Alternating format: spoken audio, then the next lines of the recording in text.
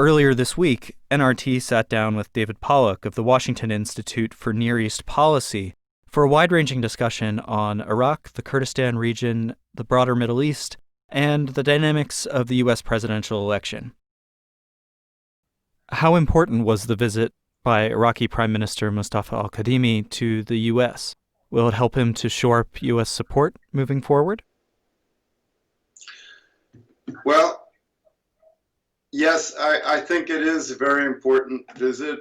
I think that this will help Prime Minister Kadhimi get American political and probably some economic and continuing security support. I think the United States views him as a very promising candidate because he is willing to stand up for Iraq's independence in a way that some of the other prime ministers were not. And we are hoping that the fact of his visit here, even though Iran was very opposed to it, is a sign that Iraq and the United States will keep working together and keep supporting Iraq's government in the future.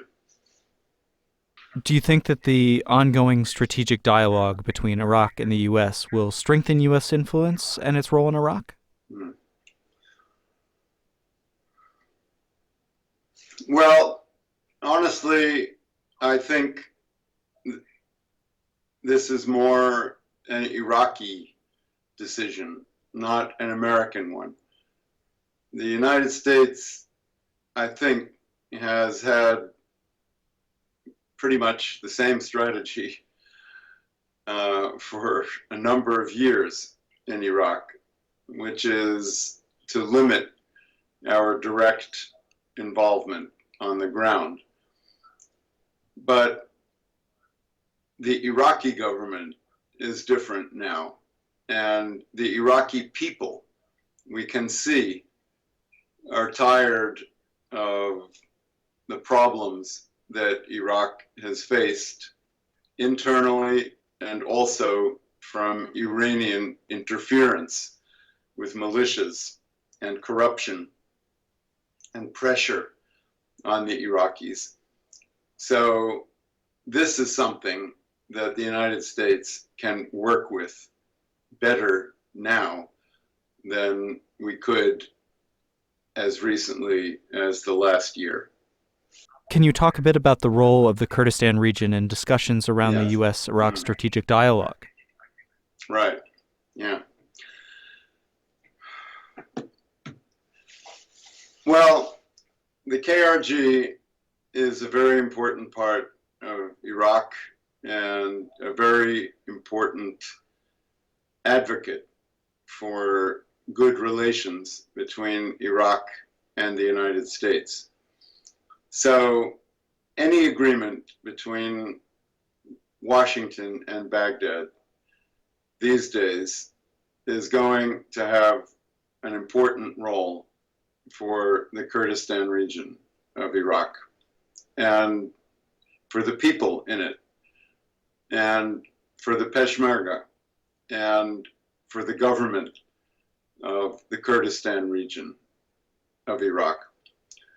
I think the United States would like to see better coordination inside the KRG and between Erbil and Baghdad, because that internal improvement will help the United States help Iraq as a whole, both the Kurdistan region and all the rest of the country. What role will the U.S. play in the Middle East in the future, especially in Iraq, since Iraq is facing a number of challenges and is headed towards early elections next June?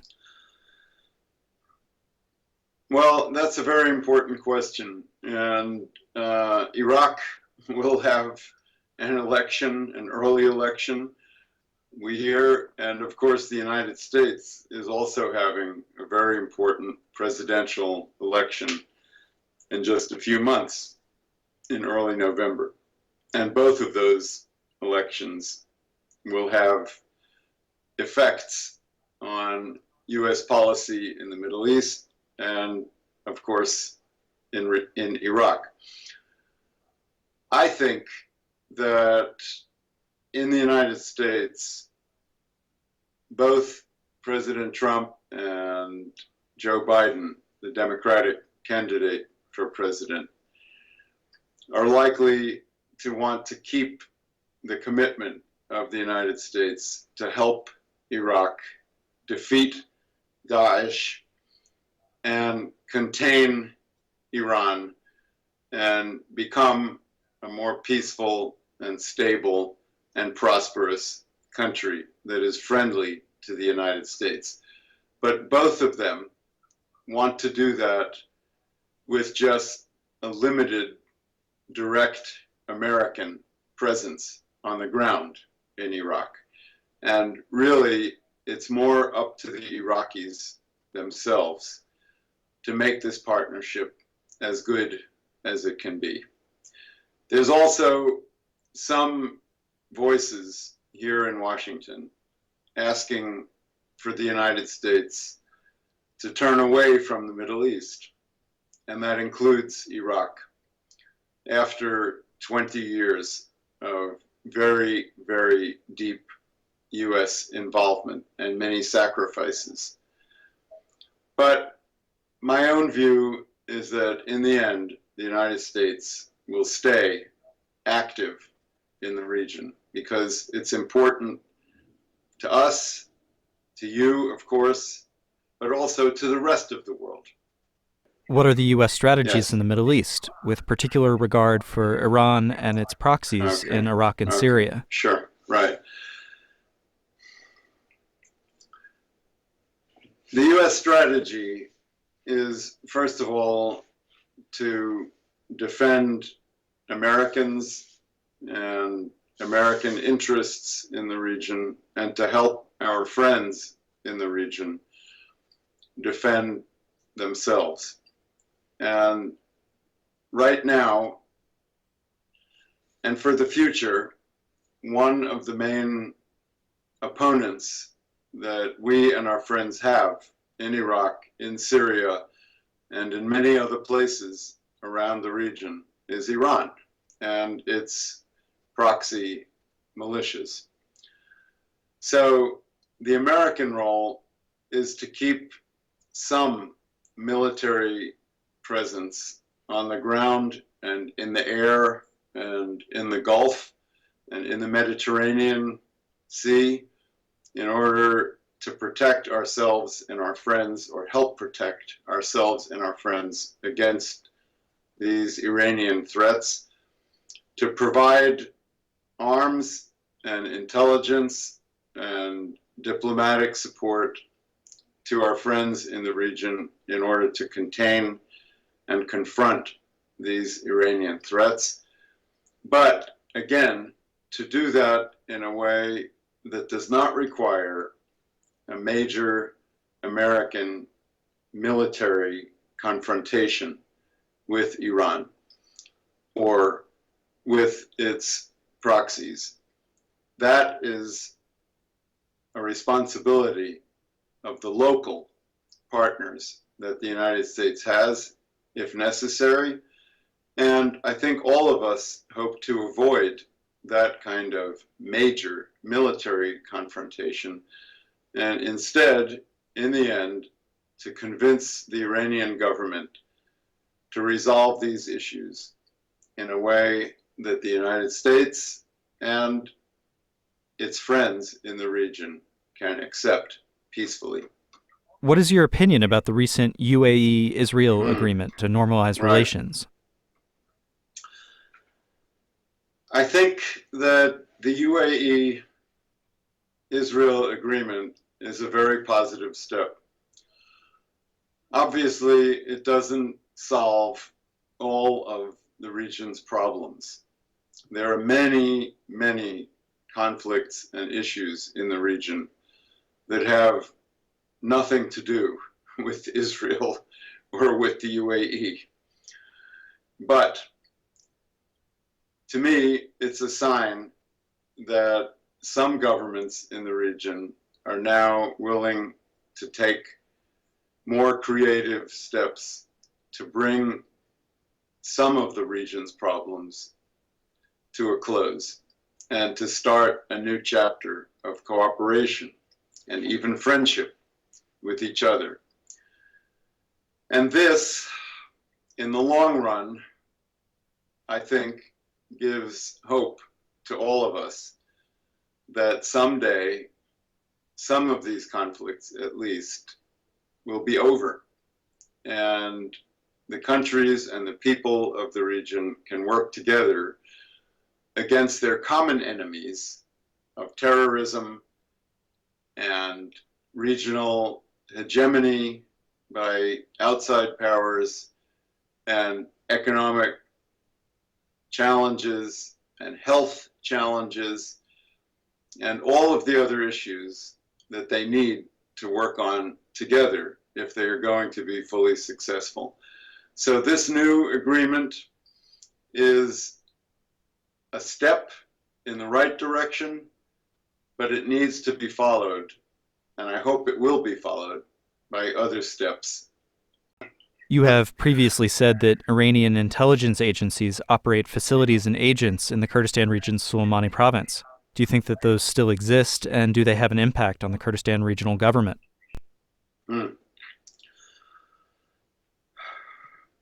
Well, honestly, I don't know the answer to that question. As one of my Kurdish friends in Suleimania told me a long time ago, if we knew, or if I knew the answer to that question, then these wouldn't be intelligence bases. So they're secret. And I assume that Iran still has agents all over the Kurdistan region of Iraq. And I assume that they're using those agents to put pressure on people in the KRG and to try to influence local developments there in their favor. But I do think that Iran is less able to do that today than it was a year ago, because Iran doesn't have the same kind of money that it did before the economic crisis that it is facing inside Iran in order to support those activities, because Iran is more worried about reactions against Iranian influence by local protesters in Iraq or by the United States, which, as you know, in January of this year, killed Qasem Soleimani inside Iraq. And because Iran, I think, even though it wants to keep the influence of its agents and its militias all over the region, including the Kurdistan region of Iraq, understands that it has internal health and security and political and social issues that may be just as important for the regime in Tehran. So we hope, I certainly personally hope, that the security services inside the KRG are able to keep these Iranian agents under surveillance and to keep them under control. Do you think that there might be other kinds of external interference in the Kurdistan region and on its government by other neighboring countries? Yeah, there's certainly Iranian interference, as I just described, and lately, unfortunately, we also see Turkish interference in the KRG in military attacks in some areas. And I think the United States is aware of that and very concerned about that, and has stated publicly that Turkey needs to coordinate its security issues with the government of Iraq and with the government of the KRG, and not to act unilaterally in violation of Iraq's sovereignty. And I know that this is a very, very complicated and difficult issue, but I think that the last 15 years have proved that Turkey can be a friend of the Kurdistan region of Iraq in many ways. Not, I would say, the best friend, or a friend who doesn't make demands or put conditions on this friendship, but still a partner. And I hope that Turkey can be convinced to respect the borders of the KRG and the ability of the KRG to deal with security issues on its side of the border in its own way. What is your view on new Yeah. Prime Minister Mustafa al-Kadhimi? Do you think that Kadhimi can rule for a long period of time amid all of these challenges in Iraq? Right. Well, that's a good question, but again, it's really up to the Iraqi people. And there will be an election pretty soon in Iraq that will answer that question by Iraqis, for Iraqis. It's not an issue that the United States can really decide or even influence very much, in my opinion. My own personal impression of the new Iraqi Prime Minister is a good one. I think by coming here to Washington, he is demonstrating that he is a leader who has the willingness to stand up for Iraq and to work with the best international partners for Iraq.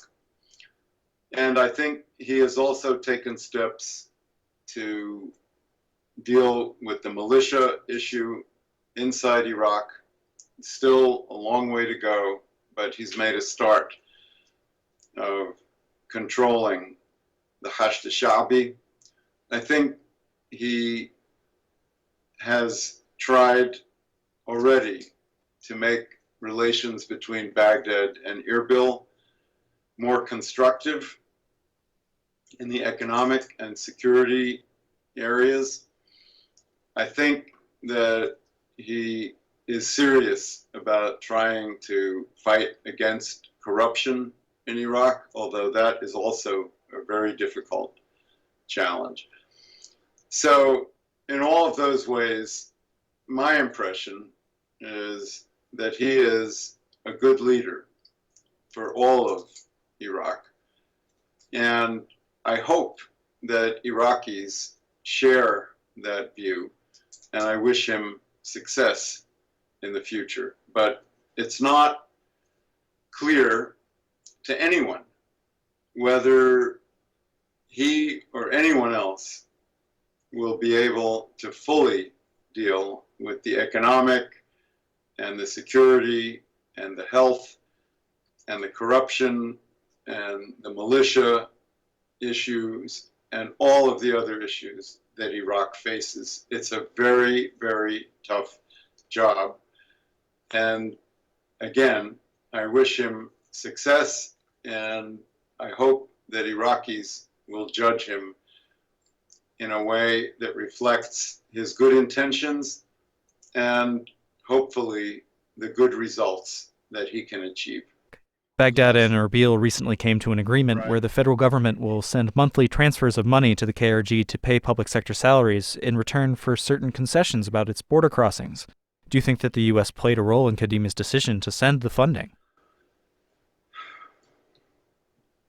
Well, honestly, I don't really know the answer to that question. My guess is that the United States quietly encouraged Kadimi to take that step, and of course quietly encouraged the government in Erbil to accept and respond positively to this offer. But this is an issue on which it's pretty clear to me that the Iraqis, whether in the Kurdistan region or in Baghdad, have their own very clear interest in reaching new agreements and working together. So it really is not something that the United States, I think, needs to tell the Iraqis to do. They understand that, and certainly Kadimi understands that this is in Iraq's own self-interest. And the United States will encourage it and support it, but it's up to the Iraqis themselves to make these decisions. Yeah. What do you think the Kurds should do with the way things are in Iraq right now, particularly in light of persistent tensions between Erbil and Baghdad? Yeah. Well, we have to be realistic. That's the first thing.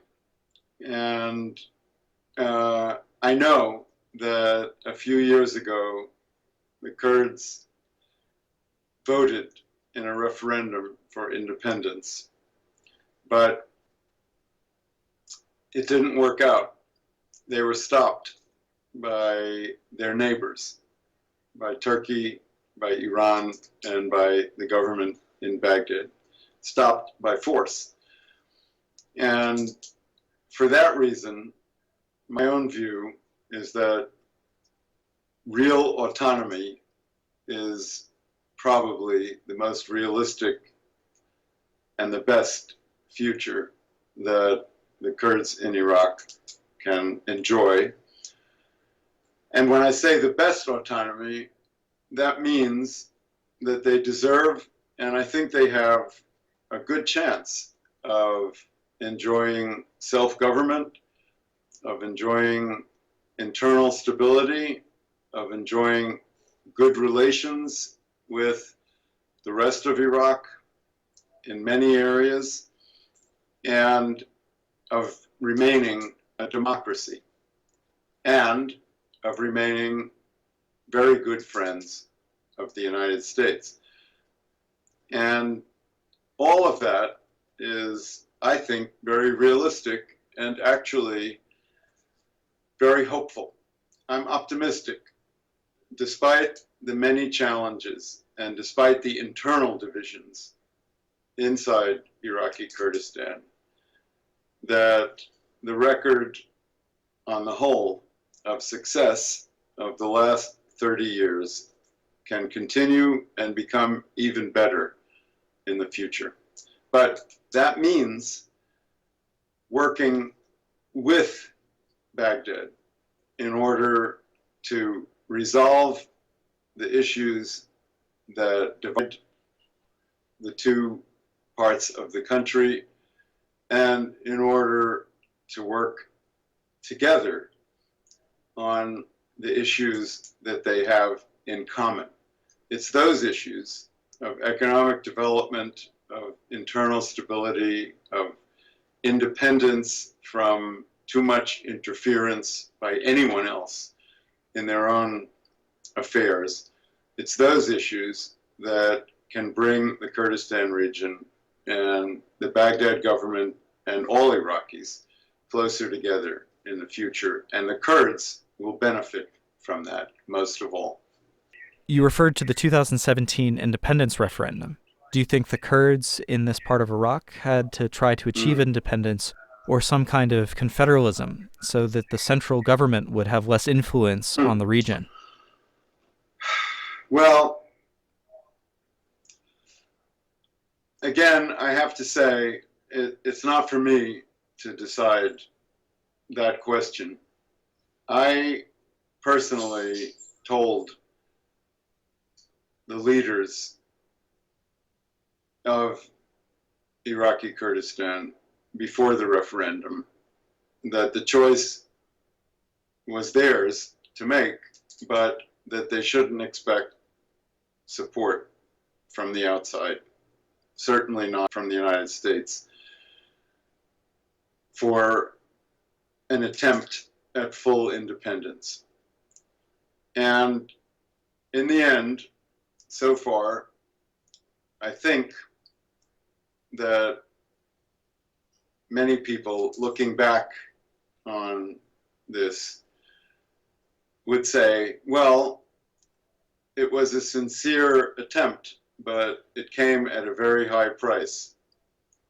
As you all know, it meant the loss of Kirkuk and the loss of, I think it's fair to say, some credibility for the governments of the Kurdistan region. But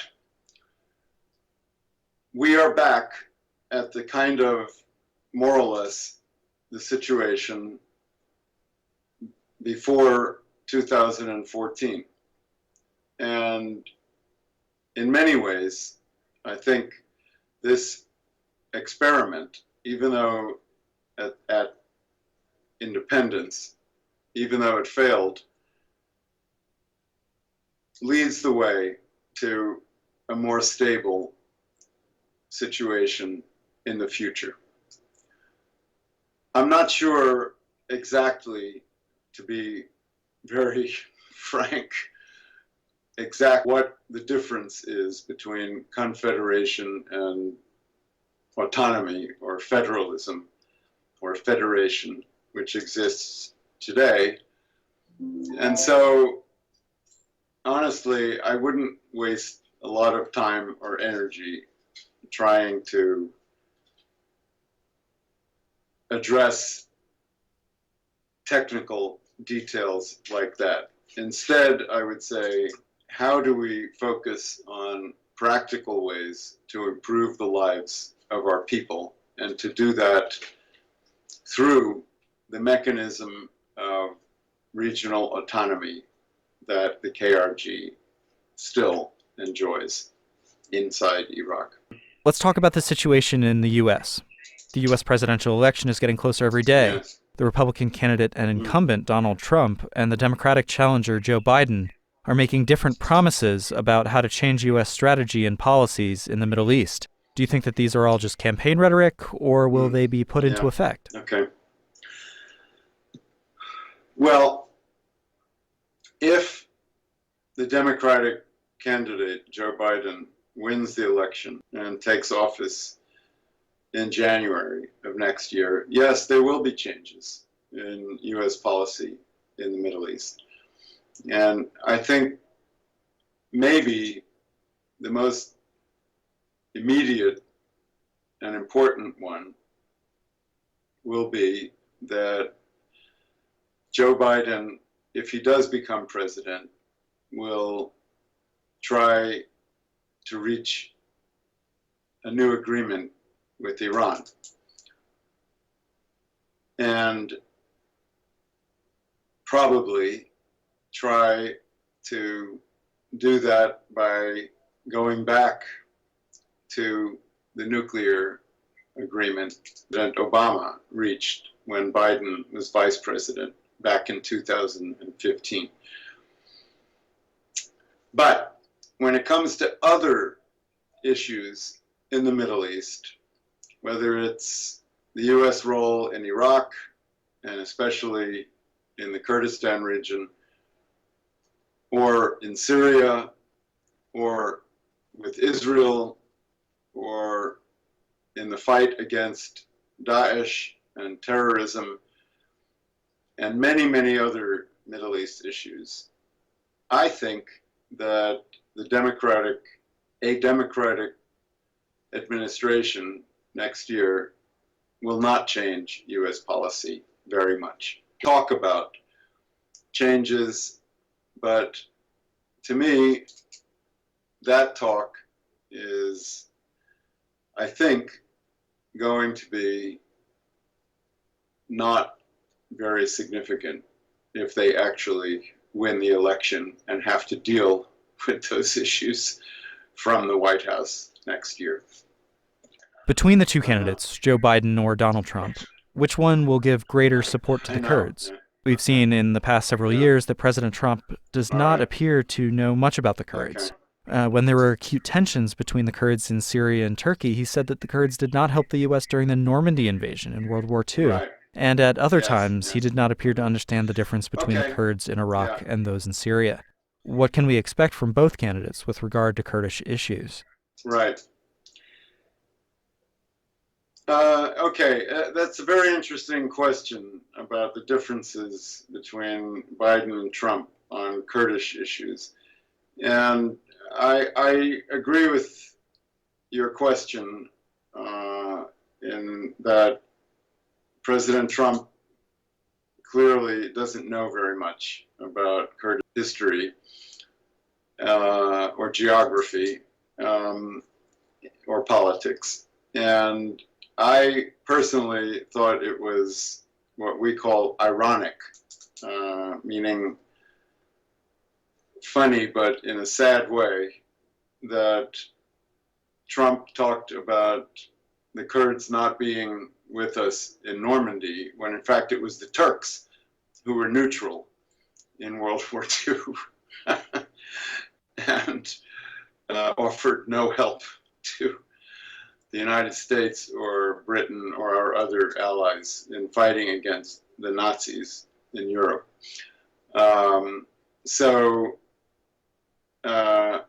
It's a sad sign of ignorance. And Biden, by comparison, has a lot more experience in foreign policy and I think a lot more knowledge about it. But honestly, President Trump has changed his mind several times about Kurdish issues, whether in Iraq or in Syria, or in relation to Turkey. And in some cases, I think he showed them to listen to his advisors and his generals and his Republican Party senators and to the American public, which is very sympathetic to the Kurds in both Syria and Iraq. And so Trump decided to stay in Syria and to stay in Iraq and to continue working with the Kurds in both countries.